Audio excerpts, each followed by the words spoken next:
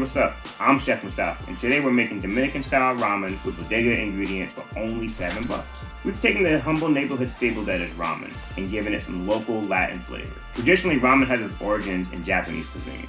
We're currently in Bed-Stuy, New York, on the border of Bushwick, so there's a large population of Dominican, Puerto Rican, and Mexican people out here.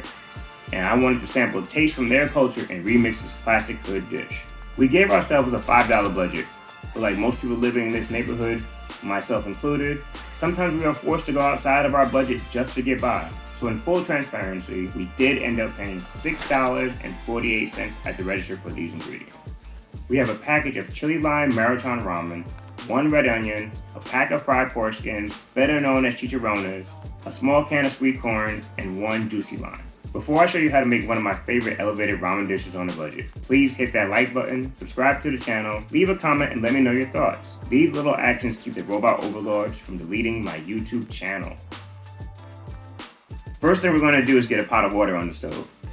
Put half the amount of water you would normally put in a pot of ramen, because we're not going to use a lot of broth for this dish. Now we're going to dice our onion. We're going to do this a rough chop. Just chop it to the size that you want to eat it. Let's not get too fussy with this. Let's open and drain the corn. You can use a colander or a lid, or whatever technique works best to drain the corn for you. Now opening the can of jalapeno.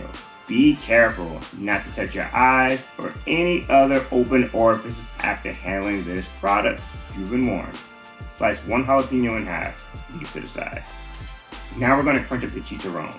Depending on how hard they are, you can just smash them up in a bag or use the side of your knife or whatever blunt item suits your current mood. The water should be boiling around this point. So now throw half a pack of ramen and seasoning into the water, followed by the ramen noodles. And then lightly stir until the ramen gets completely wet and soft. Cook this to your standard packaging instruction time. Just be mindful that we're using less water, so you probably shouldn't walk away from it.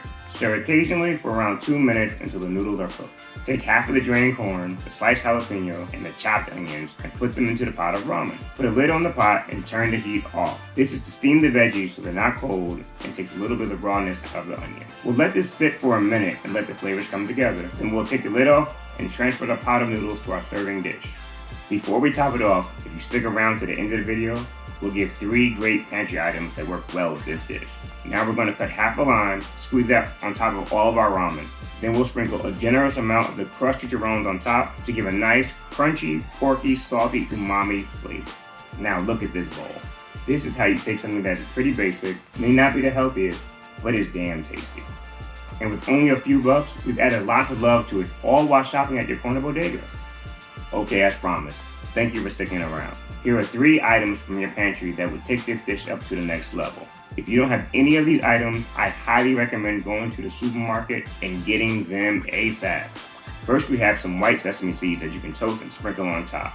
This will give you a hint of sesame flavor that works really well with the lime. Secondly, if the jalapeno in the dish wasn't hot enough for you, feel free to splash whatever hot sauce you have on deck. Sriracha works really well, but any spicy sauce should do just fine. And lastly, add some soy sauce for depth of flavor. Now be mindful, there's a lot of sodium in this dish already, so use reduced sodium soy sauce just for these type of occasions. If you want to see more food content like this, click like, subscribe, check out the channel page, and jump into one of my playlists. See you in the next video.